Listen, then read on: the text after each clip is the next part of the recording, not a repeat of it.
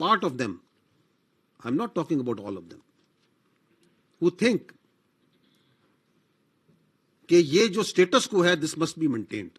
وہ اسٹیٹس کو جو 1947 اور اس سے پہلے سے بھی چلا آ رہا ہے. اور وہ اسٹیٹس کو کیا ہے؟ وہ اسٹیٹس کو یہ ہے کہ غریب کا بچہ نارمل سٹیزن پڑھے نہ، ترقی نہ کرے، وہ انجینئر نہ بنے، ڈاکٹر نہ بنے، فوج میں نہ جائے، اکانومسٹ نہ بنے، ایگریکلچرسٹ نہ بنے، کاروبار نہ کرے، کچھ نہ کرے. کیوں؟ وہ میرا غلام رہے، وہ میری زمیادوں کا ڈرائیور چلے، وہ میری ملیشیا میں کلشن کو اٹھائے، وہ میرا گارڈ بن کے آگے پیچھے پھرے، کیونکہ میں خواص ہوں.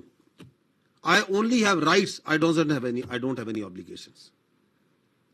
So they are the prime movers of this terrorism, because they are afraid. They are afraid that the times are changing. And the more afraid they are, the more anxious they get, the more kinetic they get. The second issue is the desire for appeasement. اسی سے جڑا ہوا ہے کہ ہم دہشت گردی کروائیں گے، ہم دہشت گردی کے بارے میں بات کریں گے، ہم یہ کہیں گے کہ بلوچستان تو ہاتھ سے نکل رہا ہے، کیا ہو رہا ہے، آئے ہم سے بات کریں، ٹاک ود اس، ہمیں اپیز کریں جس طرح آپ پہلے کرتے آ رہے تھے. No more, we don't want to talk to you. We'll talk with the actual stakeholder which are the people of Balochistan. You are not the actual stakeholder. You are only stakeholder in your own personal and in your own family's fortune, not in the people of Balochistan. یہ انہیں problem ہے کہ ہمیں کیوں نہیں appease کیا جا رہا، ہمارے آ کے پیروں کا ہاتھ کیوں نہیں لگایا جا رہا، ہم سے بات کریں. کیونکہ انہیں تو یہ عادت ہے کہ یہ لیویز کی جو فورس ہے یہ میری سرداری، میری ذاتی فورس ہے. Because what I am saying, what we are telling you is actually they have been manifesting that on ground.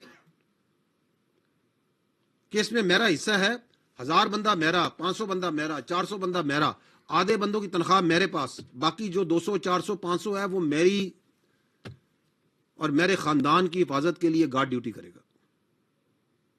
So once you start turning that Balochistan levies into police force, so they have a problem. They have a big problem.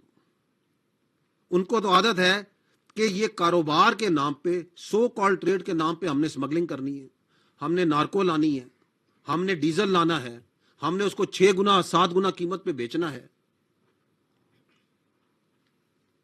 And اگر تم یہ روکو گے تو میں پھر دہشت گردی کراؤں گا، اس کو فروغ دوں گا، اور پھر یہ نعرے ماروں گا کہ تمہارے حالات تمہارے قابو میں نہیں ہیں. بلوچستان تو ہاتھ سے نکل رہا ہے جی، بلوچستان میں یہ ہو گیا وہ ہو گیا، مجھ سے بات کرو،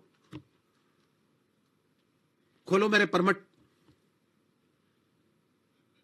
میری بھرتیاں کھولو، یہ جو 1000 ارب سے زیادہ بجٹ ملتا ہے اس میں سے مجھے حصہ دو. No more, you are not the stakeholder. The money will go to the people of Balochistan. And I will tell you, we'll talk about in detail.